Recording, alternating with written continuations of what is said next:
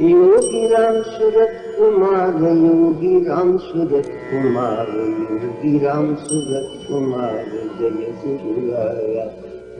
योगी राम सूरत कुमार, योगी राम सूरत कुमार, योगी राम सूरत कुमार जय गुरुराया। योगी राम सूरत कुमार, योगी राम सूरत कुमार, योगी राम सूरत कुमार जय गुरुराया। योगी राम सूरत कुमार, योगी राम। வெள்ளை மலர்மிசை வேதக் கருப்பொருளாக விளங்கிடுவாய். தள்ளு கலை தமிழ்வாணி நினக்கொரு விண்ணப்பம் செய்திடுவேன். எள்ளத்தனை பொழுதும் பயனின்றி இராதென்ற நாவினிலே வெள்ளமெனப் பொழிவாய் சக்திவேல் சக்திவேல் சக்திவேல். இது பாரதி வாக்கு. இரவும் பகலும் இறைவனின் நாமம் இதயத்தில் ஒலிக்கையிலே, இரவும் பகலும் இறைவனின் நாமம் இதயத்தில் ஒலிக்கையிலே, இங்கு உறவும் பிரிவும் புனலும் கனலும் ஒன்றும் செய்வதில்லை, நம்மை ஒன்றும் செய்வதில்லை. இரவும் பகலும் இறைவனின் நாமம் இதயத்தில் ஒலிக்கையிலே, போனது வராத வாழ்க்கை இந்த பூமியில் யாவையும் செயற்கை, போனது வராத வாழ்க்கை இந்த பூமியில் யாவையும் செயற்கை, இதில்லானதொன்று அவன் நெஞ்சில் நின்று தரும் ஆனந்தம் ஒன்றே, இதில்லானதொன்று அவன் நெஞ்சில் நின்று தரும் ஆனந்தம் ஒன்றே, அதன் ஆரம்பம் இன்றே. இரவும் பகலும் இறைவனின் நாமம் இதயத்தில் ஒலிக்கையிலே, ஆசை வினையின் தொடக்கம் விதி ஆட்சியில் யாவையும் அடக்கம், ஆசை வினையின் தொடக்கம் விதி ஆட்சியில் யாவையும் அடக்கம், இந்த ஓசையிலே கொஞ்சம் ஒடுங்கி நின்றால் அங்கே உள்ளே இசைப்பான் ஒருவன், இந்த ஓசையிலே கொஞ்சம் ஒடுங்கி நின்றால் அங்கே உள்ளே இசைப்பான் ஒருவன், அந்த உண்மை நண்பன் இறைவன். இரவும் பகலும் இறைவனின் நாமம் இதயத்தில் ஒலிக்கையிலே, குருவின் திருவடி வேண்டும் அது இருந்தால் வேறென்ன வேண்டும், குருவின் திருவடி வேண்டும் அது இருந்தால் வேறென்ன வேண்டும், அவன் உருவினிலே வந்த அருவமடா இந்த உலகின் விந்தையடா, அவன் உருவினிலே வந்த அருவமடா இந்த உலகின் விந்தையடா, நம் உயிரின் தந்தையடா.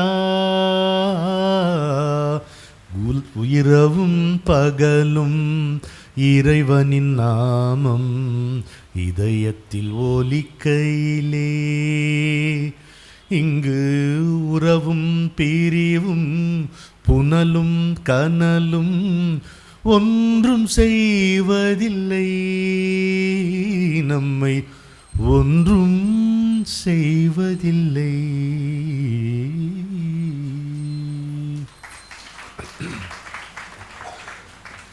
வணக்கம் அன்பர்களே. உங்கள் அனைவருக்கும், நான் உள்ளிட்ட அனைவருக்கும் குருவின் திருவருளால் எல்லா நலங்களும் விளைய வேண்டும் என்று வேண்டிக் கொள்ளுகிறேன். எனக்கு பம்மலில் இப்படி ஒரு அமைப்பு இருக்கிறது என்று தெரியாது. பம்மலில் எனக்கு தெரிந்தது காவிரி மைந்தனும் அவர் வீட்டு பலகாரமும் தான். இந்த அம்மையார் சுட்டு போடும் அதிரசமும் முறுக்கும் தான் எனக்கு தெரியும். அதனால் எப்பொழுதும் அவரோடு நட்போடு இருந்து கொண்டு இருக்கிறேன். திடீரென்று ஒரு நாள் எனக்கு தொலைபேசியில் ஒரு அழைப்பு வந்தது. அது என்னமோ தெரியவில்லை, அந்த குரலை கேட்டதுமே அந்த வடிவம் இப்படித்தான் இருக்கும் என்கின்ற ஒரு எண்ணமும் எனக்கு தோன்றியது. பார்த்தால், இங்கே வந்து பார்த்தால்தான் அது உங்கள் தலைவி பாக்யா என்று நான் அன்போடு அழைக்கின்ற பாக்யலட்சுமி அவர்கள் என்பதை புரிந்து கொண்டேன். என்னை அழைக்க வேண்டும் என்றார்கள். சரியா, அதற்கு நீங்கள் துணிந்து விட்டால் அதை நான் யார் தடுக்க என்று நானும் அதற்கு ஒத்துக்கொண்டேன். ஆனால் நேரில் வந்து அழைக்க வேண்டும் என்றார்கள். அது அந்த சிரமம் எதற்கு என்று கேட்டேன். இல்லை, நாங்கள் கட்டாயம் வருவோம் என்றார்கள். சரி, வாருங்கள் என்றேன். பாக்யாவின் தலைமையில் சௌமியா, பூர்ணிமா, கணேசன், நாகராஜன் என்று ஒரு பெரும் படையே வந்தது. வீட்டுக்கு வந்தது. அடுத்த ஒரு மணி நேரமோ 1.5 மணி நேரமோ எனக்கு தெரியவில்லை. 2 மணி நேரம் இதான் அழைக்க வந்த லட்சணம். 2 மணி நேரம் எங்கள் வீட்டில் வந்து உட்கார்ந்து நாங்கள் வந்து அதை அப்புறமா அதை கௌரவமாக சத்சங்கம் என்று சொல்லி கொண்டுமே தவிர அதை அரட்டை என்று சொல்வதே மிக சத்தியமான வார்த்தையாக இருக்கும். அப்படி ஒரு ஞான அரட்டை அடித்தோம். அதனுடைய விளைவாகத்தான் இப்பொழுது உங்கள் முன்பு நான் இங்கே வந்திருக்கிறேன். இதே பம்மலில் என்னோடு பணிபுரிந்த ராமச்சந்திரனும் ஸ்ரீதரும் இங்கே வந்திருப்பது எனக்கு ரொம்ப மகிழ்ச்சியாக இருக்கிறது. இதிலும் ஸ்ரீதர் வந்து என்னுடைய பள்ளித்தோழர். பள்ளி காலத்திலிருந்தே நாங்கள் அன்றைக்கு சொன்ன மாதிரி நாங்கள் இருவரும் ஒரே பள்ளிக்கு சென்றவர்கள் தான். அவன் வகுப்புக்கும் செல்வதுண்டு என்பது ஒரு வித்தியாசம்தான். தாம்பரத்திலிருந்து நண்பர் முருகன் வந்திருக்கிறார். மற்றபடி உங்கள் அனைவரையும் நான் முதல் முறை சந்திக்கிறேன். எனக்கு என்னமோ அப்படி தோன்றவில்லை. யாருமே அந்நியர்களாக இருக்க முடியாது. இன்னொருவன் நமக்கு எப்பொழுது அந்நியமாக தென்படுகிறானோ அவன் தன்னுடைய குருவை அடையவில்லை அல்லது தன் குருவை உணரவில்லை என்பதே பொருள் என்பது என்னுடைய அனுபவம், அபிப்பிராயம் அன்று. ஆனால் யார் இங்கே அந்நியர்கள்? எல்லாரும் நல்லாத்தான். இப்போது எதற்காக குரு என்பதில் நமக்கு ஒரு தெளிவு முதல்ல இருக்கணும். அப்போ தான் நம்ம குருவை புரிந்து கொள்ள முடியும்.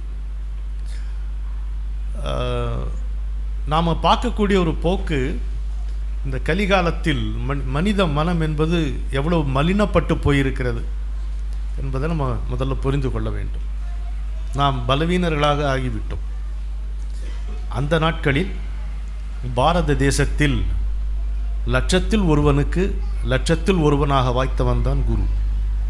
நான் சொல்கிறது மில்லியன்ஸ், கோடி வச்சுங்களேன். கோடியில் ஒருவனுக்கு கோடியில் ஒருவராக வாய்த்த நற்பேறு தான் குரு. இப்போ என்ன செய்கிறான்? இப்போ அவன் குருவிடம் செல்லும் பொழுது அந்த சீடனின் நிலைமை என்னவாக இருந்தது என்று பார்க்கும் பொழுது நமக்கு பிரமிப்பாக இருக்கிறது. அவனுடைய மனம், வாக்கு, காயம் இது முழுவதும் மொத்தமாக முழுமையாக சுத்த நிலை எய்திய பிறகு அவன் குருவை அடைகிறான். நம்ம கதை அப்படியா இல்லை?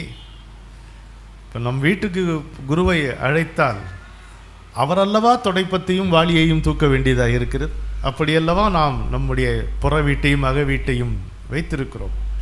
இது இந்த காலத்தினுடைய கோலம் இப்படி இருக்கிறது. அப்போது அப்படி இல்லை. A guru was 1 in a million to 1 in a million. அப்படித்தான் இருந்தது. சித்த சுத்தி என்பதையும் பரிபூர்ணமாக தானே செய்து கொண்ட பிறகுதான் ஒருவன் குருவை நாடுவான் என்று இருந்தது இந்த தேசத்தில். அப்படி இன்றைக்கி ஃபேமிலி டாக்டர், ஃபேமிலி டெய்லர் மாதிரி ஃபேமிலி குரு அது மாதிரி. அதனால தான் தெருவுக்கு தெரு குருமார்களும் பெருகிவிட்டார்கள். ஒரு விதத்தில் நல்லது தான். நாம் எப்படி இருந்தாலும் நாம் வாழ்ந்துதானே தீர வேண்டும் இல்லையா? வாழ்ந்து தானே தீர வேண்டும். இந்த வாழ்க்கைக்கு மாற்றாக ஒன்று நமக்கு இருக்கிறதா என்ன இந்த உலகத்திலே? இங்கே பிறந்து விட்டோம், அதுவும் மனிதனாக பிறந்து விட்டோம், ஒரு குடும்பத்திலே ஒரு சமுதாயத்திலே நாம் பிறந்து விட்டோம் என்றால் நமக்கு இந்த வாழ்க்கைக்கு மாற்றாக ஒரு வாழ்க்கையை இங்கே அமைத்து கொள்ள முடியுமா என்றால் இல்லை.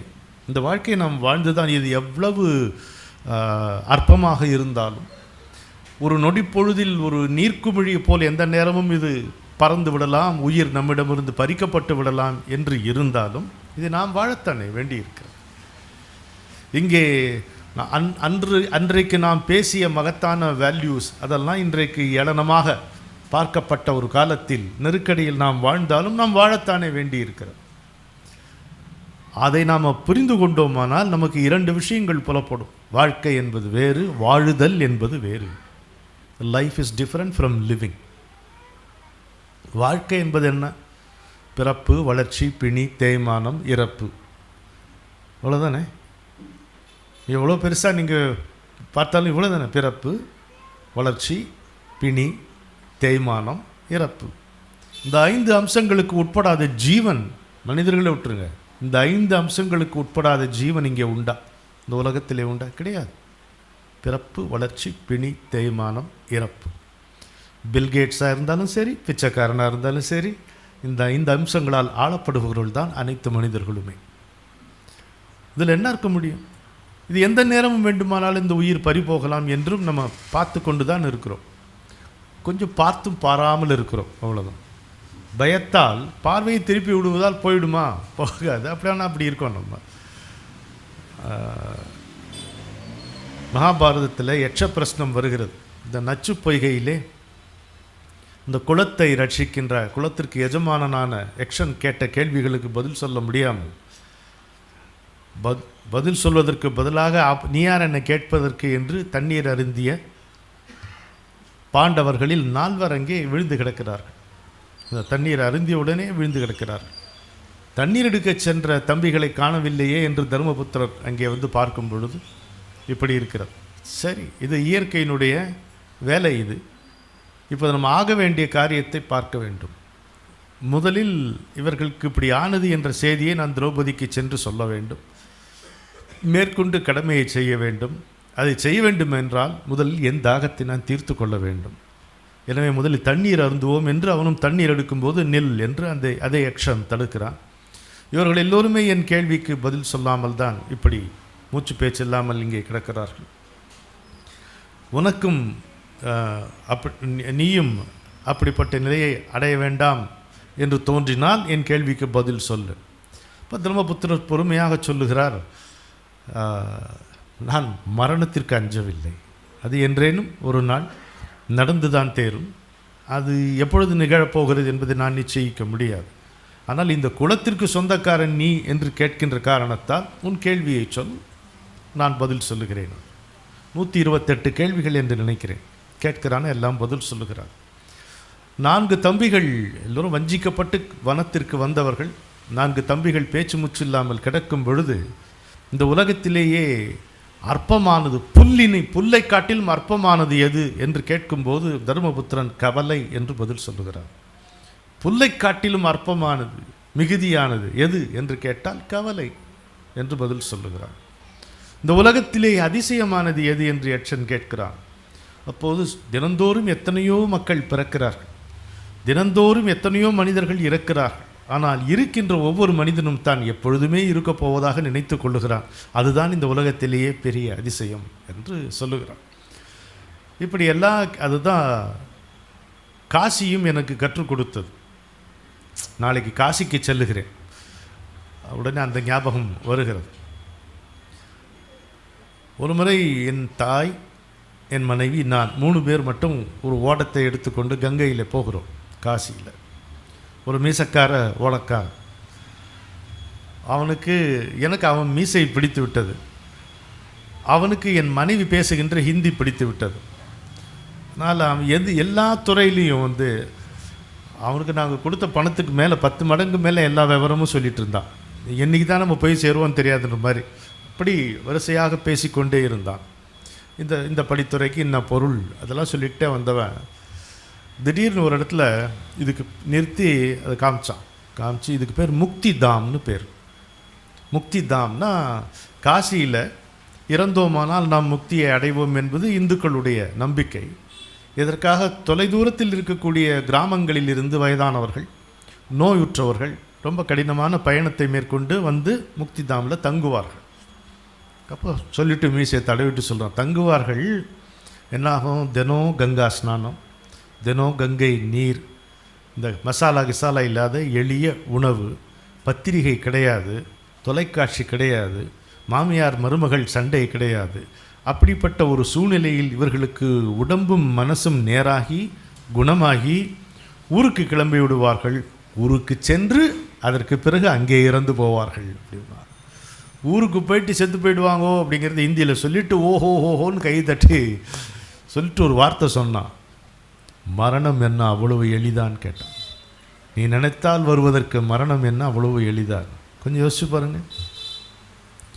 சிலருக்கு வாழவே மனசில்லை, பலருக்கு போகவே மனசில்லை, அப்படிதானே இருக்கு. சிலருக்கு வாழவே மனசில்லை, பலருக்கு போகவே மனசில்லை. சீட்ட தொலைச்சிட்டா யமராசன்னு சிந்தி அழுகுறாங்க. சிலர் சீட்ட தொலைச்சிட்டா யமராசன்னு சிந்தி அழுகுறாங்க. பலர் ஆட்டம் முடிஞ்சாலும் அதுக்குள்ளே எதுக்குன்னு ஆத்திரம் கொள்ளுறாங்க. வா வா இன்னா வருமா மரணம் வாழ்ந்தே தீரணுங்க. வராது இன்னு தெருவில் திரிஞ்சா எருமை தோரத்துதுங்க. சரிதானா? வா வா இன்னா வருமா மரணம் வாழ்ந்தே தீரணுங்க. வராது இன்னு தெருவில் திரிஞ்சா எருமை தோரத்துதுங்க.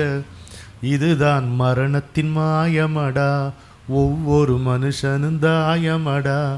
இதுதான் மரணத்தின் மாயமடா, ஒவ்வொரு மனுஷனும் தாயமடா. சரியா? அப்போ கை தட்டணும்ல. அப்போது அப்படி இருக்கிற இந்த வாழ்க்கைங்கிறது இவ்வளோதான்.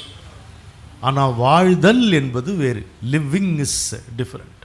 வாழ்தல் என்பது என்ன? நம்ம எதற்காக இங்கே சரி இவ்வளவு நீர்க்குமிழி வாழ்க்கை, எந்த நேரமும் முடிந்து விடக்கூடிய வாழ்க்கை அப்படின்னா எதற்காக நான் இங்கே வந்தேன்? யாராலோ அனுப்பப்பட்டேனா, யாராலோ படைக்கப்பட்டேனா? அப்படி என்றால் அந்த யார் எங்கே இருக்கிறான்? இது மாதிரி கேள்விகள் வரணும் இல்லையா? இதுக்கு பேர் ஃபண்டமெண்டல் கொஸ்டின்ஸ்னு பேர். எவனுடைய மனத்தில் இந்த அடிப்படை கேள்விகள் எழுகின்றனவோ அவன் வெறும் வாழ்க்கை என்பதிலிருந்து வாழுதல் என்கின்ற நிலைக்கு பயணிக்கிறான். அதுதான் ஒரு கிராஜுவேஷன். கிராஜுவேஷனே கரெக்டாக தான் பேர் வச்சுருக்காங்க. கிராஜுவலாக நடந்தால் தான் கிராஜுவேஷன், இல்லைன்னா இதை பணம் கொடுத்து மார்க் போட்டிருக்கான்னு அர்த்தம். கிராஜுவல். ஸோ அது வரும்பொழுது ஒரு நிலைமை வருது நமக்கு. அப்பப்போ மறந்து போகும். இந்த ஒரு கேள்விகள் நம்மிடம் இருந்தன என்பதே நமக்கு மறந்து போகும். எப்போ ஞாபகம் வரும்? பிரசவ வைராக்கியம், மயான வைராக்கியம் சொல்கிறாங்களே, அப்பேற்பட்ட கட்டங்களில் நமக்கு நினைவுக்கு வரும். நமக்கு ஒரு நெருக்கடி வரும்பொழுது இந்த கேள்வி திரும்ப எழுந்துக்கும். ஒரு நல்ல சாப்பாடு கிடச்சிது, இல்லை இன்க்ரிமெண்ட்டு, ப்ரொமோஷன், சொத்து வந்தது என்னும்போது இந்த கேள்விகள் அடங்கி போயிடும். மாறி மாறி இப்படி வருது. ஒரு கட்டத்தில் என்னென்னா, இந்த வாழ்க்கையில் ஒரு வசதி இருப்பதை ஒரு மனிதன் புரிந்து கொள்ளுகிறான். ஏதோ ஒரு மகாசக்தி தான் எல்லாவற்றையும் இயக்குகிறது. அவன் கடவுளை நம்புகிறவனாக இருந்தாலும் சரி, நம்பாமல் இருந்தாலும் சரி. நம்புகிறவன் சங்கதி எப்படின்னா, இது ஏதோ ஒரு மகாசக்தி இயக்குகிறது, இதனோடு எப்படியாவது ஒரு தொடர்பு நம்ம ஏற்படுத்தி கொண்டோமானால் நம்முடைய காரியங்கள் வெற்றி பெற அது உதவும் என்ற நம்பிக்கையில் கோரிக்கைகளை வைக்கிறான். அப்படித்தான் பிரார்த்தனைகள் தொடங்குகின்றன. ஒரு டிசையர், அதுக்கப்புறம் ஒரு ஃபுல்ஃபில்மெண்ட், ஒரு ஆசை. அந்த ஆசை அங்கே வைக்கிறான், அதில் ஒரு நிறைவேற்றம் ஏற்படுகிறது. திரும்ப ஆசை, ஒரு ஆசையாக இருக்கும். ஒரு நீர் இரு நீர் வருமோ நதியில், ஒரு மனத்து ஓர் ஆசை போதும், பின்னாலே எல்லாம் படையாக வந்துடும். அப்படி அவன் ஆசைப்பட அவன் ஆசைப்பட்டது நிறைவேற அதுக்கப்புறம் ஒரு கட்டம் வருது, அவன் ஆசைப்படுகிறான், அந்த ஆசை நிறைவேறுவதில்லை. அப்புறம் அவன் ஆசைப்படாமல் இருக்கிறான், அவன் ஆசைப்படாமல் இருந்த ஆசை தானே நிறைவேறுகிறது. இந்த 3 நிலைமைகளையும் ஒரு மனிதன் தன்னுடைய வாழ்க்கையிலே பார்க்கிறான். ஆசைப்படுகிறான், அது நிறைவேறுகிறது. ஆசைப்படுகிறான், அது நிறைவேறாமல் இருக்கிறது. ஆசைப்படாதது அதுவாகவே வந்து சேர்கிறது. இந்த 3ஐயும் அவன் பார்க்கிறான். ஆனால் அந்த 3லேயும் ஒரு காமன் ஃபேக்டர் அவன் என்ன பார்க்குறான்னா, இந்த 3 தான் நடந்திருக்கு என் வாழ்க்கையில் திரும்ப திரும்ப. ஆனால் எனக்கு ஏன் மனசில் நிம்மதி இல்லை? ஆசைப்பட்டது கிடைக்காத போதும் நிம்மதியாக இல்லை. நான் ஆசைப்பட்டது கிடைச்ச பிறகும் நான் நிம்மதியாக இல்லையே, மனசில் சாந்தி வரவில்லையே, ஏன் இப்படி அப்படின்னு யோசித்து பார்க்கும் பொழுது தான் காலையில் எழுந்து கதவை திறந்தால் யாரோ ஒரு அப்படி தாடியை தடவி கொண்டு போவதை பார்க்கிறான். எதேச்சையாக தென்பட்ட அந்த காட்சியில் எதற்காக மனதை பறிகொடுத்தோம் என்பது புரியாமலேயே அவர் எங்கே இருக்கிறார் என்று விசாரித்து போகிறார். ஒருபோதும் எவனும் குருவுக்காக காத்திருப்பதில்லை, குருதான் அவனுக்காக காத்திருக்கிறான் என்பதை புரிந்து கொள்வோம். நமக்கு குருவை பார்க்க வேண்டும் என்கின்ற எண்ணம் அல்லது இந்த சத்தியத்தை நான் அறிய வேண்டும், கடவுளை தரிசிக்க வேண்டும் என்கின்ற எண்ணம் எப்பொழுது வலுவாக எழுகிறதோ, மற்ற எண்ணங்களை எல்லாம் தாண்டி அது கார்த்திகை தீபமாக சுடர் விடுகிறதோ, அப்பொழுது குரு வந்து நிற்கிறார். அவ்வளோதான். It is as simple as that. நாம் தருவிக்கக்கூடிய பொருள் அல்ல குரு. குரு என்பது தருவிக்கக்கூடிய பொருள் அல்ல. என்னதான் வசதி இருந்தாலும், உங்களுக்கு நீங்கள் என்னதான் கல்விமானாக இருந்தாலும், கலைகள் திறமைகள் வாய்க்க பெற்றவர்களாக இருந்தாலும், பதவிகள் பட்டங்கள் அனைத்தும் அடைந்தவர்களாக இருந்தாலும், குருவை உங்களால் தருவிக்க முடியாது என்பதை புரிந்து கொள்ளுங்கள். அவனாக வருபவன் அவன்தான் குரு, வந்து சேர்பவன். நான் குருவை அடைந்தேன் என்று சொல்லுகிறோமே தவிர அது ஒரு உபச்சாரத்துக்கு சொல்லுகிறோம். குருதான் நம்மை வந்து அடைகிறான் என்பது தான் நம்மை நினைக்க நினைக்க வெட்க செய்கின்ற உண்மை. அதுதான் உண்மை. குருதான் நம்மை வந்து அடைகின்றான். சரி, இப்போ எதுக்கு இவர் வந்தார்? வந்துட்டார். நமக்கு இப்படி இந்த நிம்மதி இல்லாத போகும்போது அவர் வருகிறார். இப்போ இன்றைய காலகட்டத்தில் இப்போ நீங்கள் எல்லாம் ஒரு தேர்ந்த குருவினுடைய திருவடியை சேர்ந்து நிம்மதியாக இருக்கிறீர்கள் அல்லது நிம்மதியாக இருக்க முயற்சி செய்கிறீர்கள். நிம்மதியாக தான் இருக்கணும். அதற்கு பிறகு அதாவது சரணாகதியும் கவலையும் சேர்ந்து இருக்க முடியாது. கபீர்தாசர் சொல்லுவார், இந்த நெஞ்சத்திலே ஒன்று ராமன் இருக்கலாம், இல்லை கபீர் இருக்கலாம், 2 பேரும் சேர்ந்து குடும்பம் நடத்த முடியாது. அவன் வந்துட்டான்னா அவன்கிட்ட விட்டுறணும். சித்தம் போக்கு சிவம் போக்குன்னா என்ன பொருள்? அதுக்கு சித்தம் போக்கு சிவம் போக்குங்கிறாங்களே, என்ன பொருள்? சித்தம் முழுக்க சிவமயமாகிவிட்டால் நமக்கு சிந்தனை என்று ஒன்று எப்படி இருக்கும்? நமக்கு கோரிக்கை என்று எப்படி ஒன்று இருக்கும்? நமக்கு ஏது நிகழ்ச்சி நிரல் எப்படி இருக்க முடியும்? இருக்க முடியாது. சித்தம் முழுக்க குருவை நிரப்பி விட்டோன்னு வைங்க, வியாபகமாகி அவர் இருந்தால் அவர் நடத்துவார். இங்கே இருந்து தெரு வரைக்கும் இதெல்லாம் குருவுடைய வாழ்க்கையிலே நடந்த நிகழ்ச்சிகள். அதனால் சொல்கிறேன், திடீர்னு கிளம்பி அந்த திருமணி வரைக்கும் போயிட்டு எல்லாரும் கூடவே போயிட்டு அதுக்கப்புறம் அங்கே ஒரு மரத்தடியில் அப்படியே படுத்து தூங்கிட்டு திரும்பி வரும். எதுக்கு இவ்வளோ தூரம் போன தெரியாது. அதுக்கு பேர் தான் சித்தம் போக்கு சிவம் போக்கு. தனக்கென்று ஒரு போக்கு இல்லாமல் இருப்பது தான் சிவம் போக்கு. இல்லைன்னா இஷ்டமாக நம்ம இழுத்தபடி மனம் போகிறபடியெல்லாம் போகிறது புறம்போக்கை தவிர அது சிவம் போக்காக. அது சரியான வார்த்தை. புறம்போதல் தேவையில்லாமல் உள்ளே இருக்க வேண்டியவன் வெளியில் துள்ளி துள்ளி விழும். தான் எங்கள் குருநாதர் கேட்பார், when your senses peep out, why should you pop out? கண்கள் பார்க்கட்டும், நீ ஏன் போய் அதில் விழுகிறாய்? when your senses peep out, why should you pop out? அது மாதிரி. ஸோ அப்போது அப்படி ஒரு நிலைமை நமக்கு வரும்பொழுது என்ன புரிஞ்சு கொள்கிறோம்னா, இன்றைக்கி நான் சொல்ல போகிற இந்த வரி உங்களுக்கே நல்லா புரியும், பதியும். அதாவது வாழ்க்கைங்கிறது முதல்ல ஒரு அலைச்சலாக தான் இருந்துச்சு இல்லையா? எதுக்கு அலையிறோன்னு தெரியாது. ஐ எம் அ ஒர்க்கஹாலிக் அப்படிம்பாங்க சில பேர். அது எவ்வளோ பரிதாபகரமான நிலைமைங்கிறது அவங்க சுலவாக புரிஞ்சுக்க. You should never be a workaholic, you should work hard, அவ்வளோதானே தவிர அது என்ன ஒர்க்கஹாலிக், அதுக்கு ஆல்கஹாலிக்கே பெட்டரும்பேன் நான். அவனுக்காக ஒரு முடிவு இருக்கும். இவன் 18 மணி நேரம் நான் உழைச்சேன், 20 மணி நேரம் உழைச்சேன், என்ன கண்டனி ஒன்றும் கிடையாது. எந்த ஒரு நிறுவனத்திலும் நீங்கள் எவ்வளவு உழைத்தாலும் மேலே இருப்பவனால் நீங்கள் நினைக்கப்படுவதே இல்லை என்பது தான் உண்மை.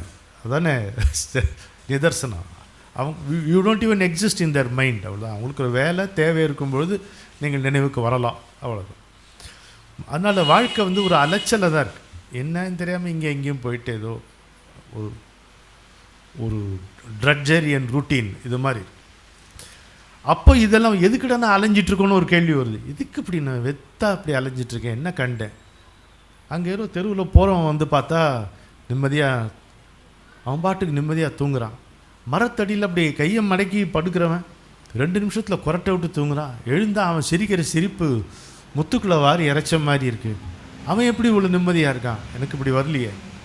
கண்ணதாசன் சொல்லுவார், பாய் விரித்து படுத்தவனும் வாய் திறந்து தூங்குகிறான், பாய் விரித்து படுத்தவனும் வாய் திறந்து தூங்குகிறான், பஞ்சனையில் நான் படுத்தும் நெஞ்சிலோ அமைதி இல்லை, வண்ண முத்து மண்டபமும் வைர நகை பஞ்சனையும் உன்னிடத்தில் நான் தருவேன், நிம்மதியை நீ தருவாய். தரக்கூடிய விஷயமா நிம்மதி? கோடி கோணியாக கொட்டி கிடக்குது நிம்மதி. அவர் தரலாம், நம்ம வாங்கக்கூடிய நிலைமையில் இருக்கோமா? Are you serious about it? நிஜமாகவே உங்களுக்கு நிம்மதி தான் வேண்டுமா? நிஜமாகவே சத்திய தரிசனம் தான் நம்ம விழைகிறோமா? இல்லை நம்முடைய மளிகை கடை பட்டியலில் முக்தி என்பதும் ஒரு பொருளா? உளுத்தம்பருப்பு வெல்லம், அதுக்கு கீழே முக்தி, நடுவில் கொஞ்சம் ஞானம், இப்படி இருக்கா? இன்னமும் நம்ம பட்டியலோடு திரிகிறோமா? தூக்கி எறிந்து விட்டு போகிறோமா? இதுதான் கேள்வி. இந்த கேள்வி வரும்போது அலைச்சல் என்பது தேடலாக மாறுகிறது. அலைச்சல் என்பது தேடலாக, சர்ச் என்பது அப்போ தான் ஆகிறது. அந்த சர்ச் வரும்பொழுது தான், அந்த தேடல் என்கின்ற அந்த வேட்கை வரும்பொழுது தான் ஒருவருடைய வாழ்க்கையில் குரு சேர்கிறார். இப்போ அவனை ட்ரெயின் பண்ணலாம் அப்படின்ட்டு. அலைச்சலாக இருக்கும்போது அவங்ககிட்ட வந்தால் நம்ம வி வில் டிஸ்மிஸ் தி குரு முடியாது. ஏன்னா நம்ம அடுத்த ப்ரொமோஷன், இன்னொரு ஃப்ளாட் வாங்கணும், 3வது கார் வாங்கணும், இப்படி தான் நம்ம ஆசை. எப்போ நம்ம புரிஞ்சுக்கிறோம்? ஓலை வீடு ஓட்டு வீட்டு கேங்கும், அந்த ஓட்டு வீடு மாடி வீட்டு கேங்கும், மாடி வீடு மாளிகைக்கு ஏங்கும், அந்த மாளிகையோ மரணம் வந்தால் தூங்கும் என்பதை பிரத்யட்சமாக பார்க்கும்போது, அதை நம்ம மனசில் உரைக்கும்போது, அப்போது இந்த அலைச்சல் தேடலாகிறது. அப்போது குரு சரி இப்போ அவனை தட்டி பார்ப்போன்ட்டு நம்ம கதவை வாசலில் நிற்கிறார். எப்படியும் அவரை குரு நிச்சயம் பண்ணின பிறகு அவரை சந்திப்பது என்பதிலிருந்து தப்பவே முடியாது. ஒரு முறை எப்படியாவது அவருடைய வசத்திலே, அவருடைய ஆறாவிலே நாம் சேர்ந்த பிறகு அதிலிருந்து விடுதலையே கிடையாது. விளக்கம் சொல்லவும் முடியாது, விடுதலை என்பதும் கிடையாதும்பார் கண்ணதாசன். அதை தான் புலிவாயில் பட்ட பலிங்கிறாரு ரமண முனி. புலி எப்படி பிடிச்சிருக்கோ அது மாதிரி 2 விதமான புலி தன்னுடைய இரையை எப்படி விடாது, அது ஒரு கவ்வுதல்.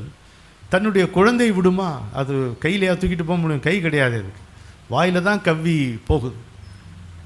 எந்த புலிக்குட்டியாவது அம்மாவால் கடிக்கப்பட்டதாக வரலாறு உண்டா? அது அவ்வளவு அழகாக அது கையாண்டு பத்திரமான இடத்துக்கு எடுத்து செல்லும். ஸோ இப்படி நீங்கள் எடுத்தாலும் சரி, அது முரட்டுப்படியாக இருந்தாலும் சரி, நமக்கு அதிலிருந்து விடுதலை கிடையாது. அப்போ இந்த நம்பிக்கையை நீங்கள் வளர்த்துக்கணும். இந்த நம்பிக்கையை தான் நம்ம வளர்த்துக்கொள்ள வேண்டிய விதம். இந்த நம்பிக்கையை எப்படி வளர்த்துக்கொள்வது? நான் உங்கள் கையில் காலில் விழுந்து சொல்கிறேன், ஆராய்ச்சி பண்ணி நம்பிக்கை வளராது. நம்பித்தான் நம்பிக்கை வளரும். நம்புவதே வழி என்ற மறைதனை நாம் இன்று நம்பிவிட்டோம் அப்படின்னு பாரதி. நம்புவதே வழி என்ற மறைதனை நாம் இன்று நம்பிவிட்டோம், கும்பிட்டெந்நேரமும் சக்தி என்றால் உன்னை கும்பிடுவேன் மனமே, அம்புக்கும் தீக்கும் விடத்துக்கும் நோவுக்கும் அச்சமில்லாதபடி உம்பர்க்கும் இம்பர்க்கும் வாழ்வு தரும் பதம் ஓம் சக்தி ஓம் சக்தி ஓம். நம்பினார் கெடுவதில்லை 4 முறை தீர்ப்பு, அம்பிகையை சரண் புகுந்தால் அதிக வரம் பெறலாம். இப்போ நம்பி வருவதே அனுபவமா? அனுபவம் தருவதே நம்பிக்கையா? தும்பிக்கு வானம் தொடர்கதை தான், கேள்வியும் பதில்களும் தோள்களில்தான். நம்புவதே இங்கு அனுபவமே. Faith is the experience, belief is the experience. அதனால் அதனுடைய விளைவு இதுன்னு நினைக்காதே. நம்புவதே இங்கு அனுபவமே, அதில் நரகமும் சொர்க்கமும் தவிர்ந்திடுமே. நம்புவதே வழி நான் அறிந்தேன், எந்த நாதனே உன் அருள் நான் பிழைத்தேன். அப்படி இருக்கணும். எந்த நாதனே உன் அருள் நான் பிழைத்தேன் இருந்தால் நிம்மதியாக இருக்கலாம். ஒன்றுமே தெரியாமல் எப்போ பார்த்தாலும் மகிழ்ச்சியாகவும் நல்ல ஒரு சாந்தியோடும் இருப்பது என்பது சாத்தியம் என்பதை என்னுடைய குருவின் அருளால் நான் புரிந்து கொண்டேன். நீங்களும் அதை புரிந்து கொள்ள வேண்டும். அருள் என்பது எல்லோருக்கும் இருக்கிறது. சூரியன் நான் எட்டி பார்த்தா மறையுமா? இந்த ஆளுக்கு வேண்டாம், இவனுக்கு கொடுக்கக்கூடாதுன்னு அப்படி மறையுமா? மறையாது. அதனுடைய ஒளி எல்லார் மீதும் தான் விழும். ஆனால் அன்பிலதன் என்பிலதனை வெயில் போல காயுமே அன்பிலதனை அறம்ன்றாரு. புழுவுக்கு அது யமனா இருக்கு இல்லையா? ஆனால் ஒரு பூவுக்கு அது மலர்ச்சி தரக்கூடிய ஒரு உந்து சக்தியாக இருக்கிறது. அதுதான் மழைக்கும் காரணமாக இருக்கிறது. வெயில் தான் மழைக்கும் காரணமாக இருக்கிறது. அப்படி எல்லாருக்குமான அருள் தான் குரு, தத்துவ ரீதியாக சொல்லப்போனார். ஆனால் நம் குரு என்று வரும்பொழுது மனித வடிவில் மறுபடி இறங்கி வரும் பொழுது அந்த குருவை சார்ந்த கூட்டம் என்று ஒன்று உண்டு. அந்த கூட்டத்திற்கு ஒரு விடுதலை கிடையாது. நீ என்ன நிலைமையை அடைந்திருந்தாலும், சாதனை கதையெல்லாம் அற்புதமாக பண்ணி இருந்தாலும், அந்த குரு வரும்போது இவங்களும் வரணும்னு நினச்சாருன்னா வந்து தான் ஆகணும். நான் அங்கே முக்தியில் இருக்கிறேன், தவோலோகத்தை, அதெல்லாம் ஒன்றும் பலிக்காது. சால் எம்டி டாக். அவர் வர சொன்னால் வர வேண்டியது தான். அதனால் குருவோடு இருப்பதை காட்டிலும் எப்படி இன்னொரு நிலைமை, இன்னொரு உலகம் எப்படி சுகமாக இருக்கும்? கொஞ்சம் யோசிச்சுப்பார். இருக்க வாய்ப்பே கிடையாது. ஆனால் நாம் எப்படி இருந்தாலும் நம்மை ஏற்றுக்கொள்ளக்கூடிய ஒரே ஜீவன் குரு தான் இல்லையா? மீதி பேருக்கெல்லாம் நமக்கு குவாலிஃபிகேஷன் தேவைப்படுது. கடவுள் you have to qualify yourself for getting my கிரேஸ்ன்னு சொன்னான்னு வைங்க, ஒரு பய தேர மாட்டோம், முடியாது. கடவுளுக்கே அவ்வியாஜ கருணாமூர்த்தி என்று பெயர். காரணமற்ற கருணையே கடவுளுக்கு இயல்பாக கற்பிக்கப்படுகிறது. அப்படி இருக்கு. ஸோ அந்த அலைச்சல் என்பது தேடலாகி விடுகிறது. குரு தென்படுகிறார். அந்த விளிம்பு நிலை ரொம்ப சிரமமான நிலை ஒரு மனிதனுக்கு. அவனால் பின்னாலே திரும்பி பார்க்கும்பொழுது இருக்கக்கூடிய அந்த அப்படிதான் இருக்கும். அதுக்கு பேர் தான் புறம். மனிதனால் ஒரு குரு வருகின்ற தருணத்தில் ஒரு அபியாசி இருக்கக்கூடிய நிலைமையை நான் சொல்லுகிறேன். இது உங்களுடைய சொந்த கதையாக இருக்கலாம். அதாவது அவனால் இந்த புற வாழ்க்கையில், பொருள்மயமான வாழ்க்கையில் ஆழமாக ஈடுபட முடியவில்லை. எல்லாமே ஒரு இரிட்டபிள் ஃபேக்டர்ஸாக, எரிச்சல் ஊட்டும்படி இருக்கிறது. நம்முடைய இனிய குடும்பம், அதை நிர்வகிப்பதே கூட சிரமமாக இருக்கிறது. எல்லாமே ஒரு சுமையாக, எல்லாமே ஒரு தடையாக தோன்றுகிறது. சரி, இதுக்கு ஆல்டர்னேட்டிவ் தெரியல, கண்ணுக்கு முன்னால் தெரியல. ஏதோ ஒன்று இருக்குது, எதையோ ஒன்றை பற்றி கொள்ள வேண்டும் என்று தோன்றுகிறது. கால் வைத்தேன் படி இல்லை, கையளைந்தேன் காற்றும் இல்லைன்னா என்ன பண்ணுவோம்? அப்படி ஒரு நிலைமைக்கு வரும். அப்போ நமக்கு பொறாமையாக இருக்கும். இந்த பணத்து மேலே ஆசை இருக்கிறவனுங்க நிம்மதியாக இருக்கிறானுங்களே, நம்ம அந்த ஆசையை விட்டு என்னடான்னு ஒன்று விசாரணைக்கு உள்ளே போகணுன்னா இவ்வளோ சிரமப்படுறோமேன்னு தோணும் தான். அதுதான் அந்த மாதிரி எண்ணங்கள் தானே நம்மளை திரும்ப முன்னே கொண்டு போகுது. நீ கொஞ்சம் ஒன்றா பாருங்கள். நல்லா ஆசைப்பட்டு கிளப்புக்கு போனோமா, சினிமாவுக்கு போனோமா, அடுத்து சொத்து என்ன சேர்க்கலான்னு யோசிச்சோமா, இவங்களாம் நல்லா இருக்கிற மாதிரி தோணும். ஆனால் அப்புறம் இப்போ இங்கே வந்தப்பறம் இப்போ தோணுமா? இப்போ தோணவே தோணாது. இந்த உலகத்திலே மிகப்பெரிய செல்வந்தர்கள் நாம தான் இப்போ தோணும். அள்ள குறையாத செல்வம், யாராலும் அழிக்க முடியாத செல்வம், கொடுக்க வளர்கின்ற செல்வம், அது என்னிடத்தில் தான் இருக்கிறது, அதற்கு பெயர் குரு என்று இன்றைக்கு நமக்கு தோணும். ஆனால் அன்றைக்கி என்ன பாடுபட்டோம், இந்த எண்ணத்துக்கு வர்றதுக்கு என்ன பாடுபட்டோம். அப்போ எப்படி இருக்கணும் நிலைமை? என் நிலைமை அப்படி தான் இருந்தது. நம்பி உனை நாடி நான் வருவேன், நம்பி உன்னை நாடி நான் வருவேன். நடந்த வழியெல்லாம் நரகம் என்றாலும் நலம் என்றன் வாழ்வில் கனவு என்றாலும் நம்பி உனை நாடி நான் வருவேன். என் வினை உன்னருள் என்ன இது இங்கு ஏற்றம் இரக்கம் என்பதெது. என் வினை உன்னருள் என்ன இது இங்கு ஏற்றம் இரக்கம் என்பதெது. உண்மையில் உனக்கொரு இடம் ஏது என்னை உன்னிடம் சேர்க்கும் தடம் ஏது. நீ இல்லாமல் நான் இல்லை, நீ இல்லாமல் நான் இல்லை. இங்கு நீ இருந்தாலும் நான் இல்லை. தெரிந்தும் தெரியாத தேன் துளியே, தெரிந்தும் தெரியாத தேன் துளியே, நான் தீருமுன் நேரில் வா என்னுயிரே. தெரிந்தும் தெரியாத தேன் துளியே, நான் தீருமுன் நேரில் வா என்னுயிரே. நாதனே ஈசனே நாயகனே, நம்பி உனை நாடி நான் வருவேன்.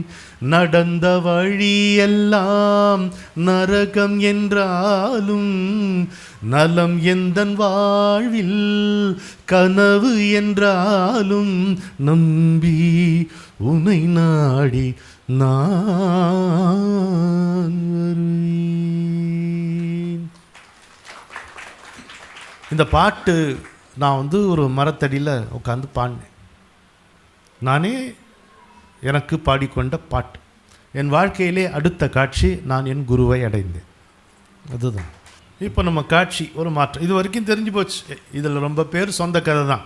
இப்போ நான் சொன்ன இந்த கருத்துக்கள் எல்லாம் நான் ஒன்றுத்துக்கு உதாரணம் காட்டி விளக்கி விளக்கி சொல்லலை. ஏன்னா ஐயா தெரியுண்டா எனக்குன்ற மாதிரி தான் நிறைய மைண்ட் வாய்ஸ் கேட்குது. உங்கள் கதை தான் நான் சொல்ல முடியும். என் கதை தான் உங்கள் முன்னால் நிற்குது. இப்போது ரொம்ப வருஷங்களுக்கு முன்னால் ஒரு காட்சி எனக்கு. ஒரு குளக்கரை, அந்த குளத்தங்கரையில் எங்கள் அம்மா உட்காந்துருக்காங்க. குளத்தங்கரை படியில் நடந்த நிகழ்ச்சி, கனவு கற்பனை எதுவும் இல்லை. எங்கள் அம்மா உட்காந்துருக்காங்க குளக்கரையில். எதிர வயசான ஒருத்தர் பளபளன்னு நின்றுட்டுருக்கார், ஒரு முண்டாசை கட்டிக்கிட்டு. அம்மாவுக்கு அப்புறம் சாவித்ரி, அம்மா பாடலாம், நம்ம பாடலாம், நம்ம கவலைப்படக்கூடாது, நம்ம அழக்கூடாது, நம்ம பாடலாம். சரி அப்படின்றாங்க எங்கள் அம்மா. அவர் எழுந்து பாடவா செஞ்சார், ஆடுறார் கூடவே. ஸ்ரீராமா ஜெய ராமா ஜெய ஜெய ராமா,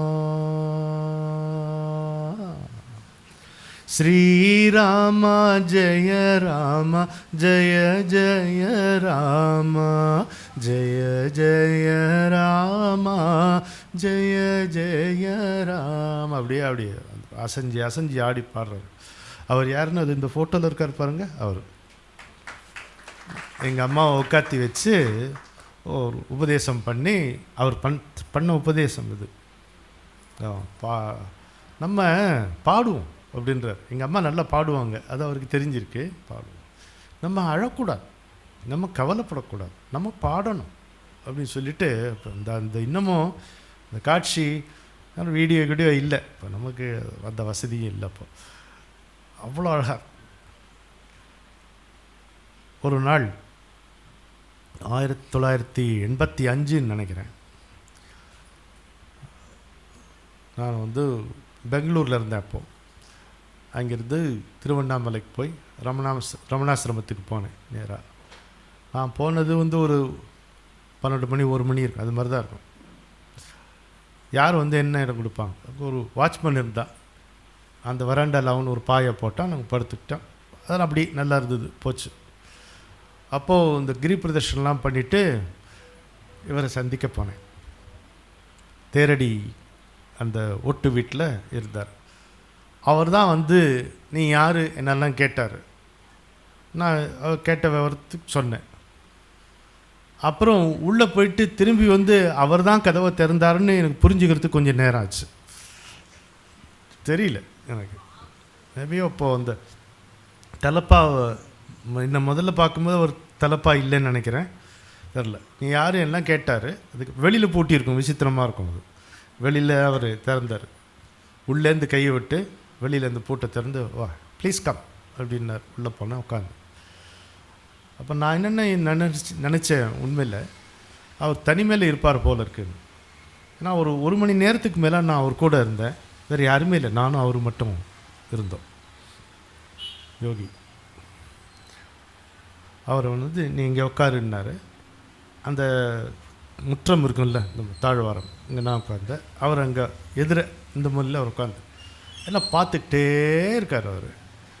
சரி, இவர் வந்து ஊடுருவி நம்மளை பார்க்குறாருன்றது மட்டும் தெரியுது. இப்படி பார்க்குறதுல ஒன்றும் இல்லை, இந்த குப்பையில் என்னத்தை கண்டுபிடிக்க போகிறாரு அப்படின்னு. அவர் கை வந்து இந்த பழக்கத்தினால ஜபமாலை இல்லாமலே கை போயிட்டே இருக்கு, ஓடிக்கிட்டே இருக்கு, அப்படியே போயிட்டே இருக்கு, ஓடிக்கிட்டே இருக்குது. ஜபமாலை இல்லை, ஆனால் ஓடிட்டு அந்த மாதிரி பார்த்து. வாட் ஆர் யூ டூயிங் அப்படின்னு கேட்டார். நான் ஹிந்து ஆஃபீஸில் sales representative. No, I'm not asking about that. No, you are doing something. You tell me, what are you doing அப்படின்னாரு. ஒன்றும் இல்லை. எனக்கு அவர்கிட்ட பதில் சொல்லவே வெக்கமாக இருந்தது. அதாவது ஒரு விஷயத்தை நம்ம செய்கிறோன்ட்டு அவர்கிட்ட சொல்கிறதே வந்து வெக்கக்கேடு. உங்கள் குரு முன்னால் என்ன பிரச்சனை தெரியுமா? நீங்கள் however much you try, you are going to look silly before him. இல்லையா? அதுலேருந்து தவிர்க்க முடியுமா? முடியாது. நீங்கள் முயற்சி பண்ண இன்னும் பெரிய சில்லி ஆகிடும். சில்லியாக இருக்கும்போது அர்ப்பம் தானே பேர். அதில் பெரிய அர்ப்பம் என்ன? நீல கலர் அர்ப்பம், சிவப்பு கலர் அர்ப்பம்னு என்ன இருக்குது? அதில் ஒன்றும் இல்லை, சாதாரணமாக விட்டுருணும். என்னையா பதில் செய்யணும்? ஒன்றும் இல்லைங்க, நான் ஒன்றும் பண்ணல சுவாமி, எனக்கு ஒன்றும் தெரியல. இல்லை no you are doing something, you tell me அப்படின்னாரு. ஒன்றும் இல்லை, நான் சந்தியாவந்தனம் கூட பண்ணுறது இல்லை சுவாமி அப்படின்னா. No I am not asking about that. I know, but you are doing something. என்னங்க பதில் சொல்வேன் நான்? அப்புறம் ஒரு அமைதி. அப்புறம் திடீர்னு துணிச்சலாக வச்சுருந்தேன். Maybe you are referring to this. என்ன வாட் அப்படின்னு கேட்டார். இல்லை, I write some poems and I sing. அவ்வளோதான், ஒரே உற்சாகமாயிட்டார். அதுக்கு கூப்பாடு போட்டார். நான் என்னடா அவர் அது வந்து உற்சாகத்தில் அவர் அப்படி பண்ணாருன்னு தெரிஞ்சுக்கவே எனக்கு கொஞ்சம் டைம் ஆச்சு. Yes this is exactly what I want. Sing பாடுனார். பாடினேன். என்ன பாடினேன்? அருணாச்சலம் அதுவே சுகம், மனம் என்னும் புயல் நாடும் சரணாலயம். அருணாச்சலம் அதுவே சுகம், மனம் என்னும் புயல் நாடும் சரணாலயம். அருணாச்சலம்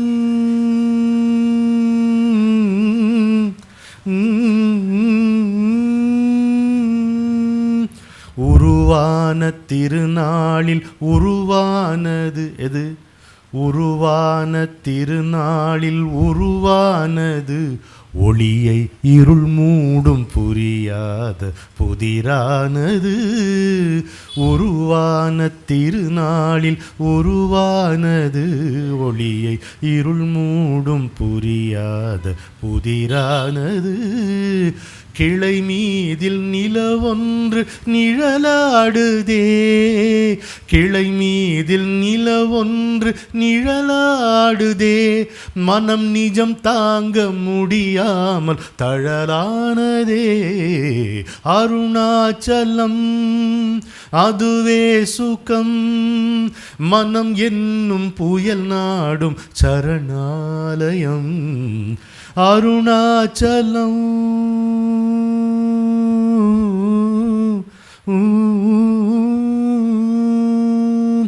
திரையோடும் வண்ணங்கள் திரை தேடுமோ 8 திசை மூடும் வானம் தன்முகம் தேடுமோ திரையோடும் வண்ணங்கள் திரை தேடுமோ 8 திசை மூடும் வானம் தன்முகம் தேடுமோ எண்ணங்கள் மலையாக குவிகின்றதே எண்ணங்கள் மலையாக குவிகின்றதே ஒரு இளமின்னல் துளி மின்ன எரிகின்றதே அமுதம் தீயாகி அருணாச்சலம்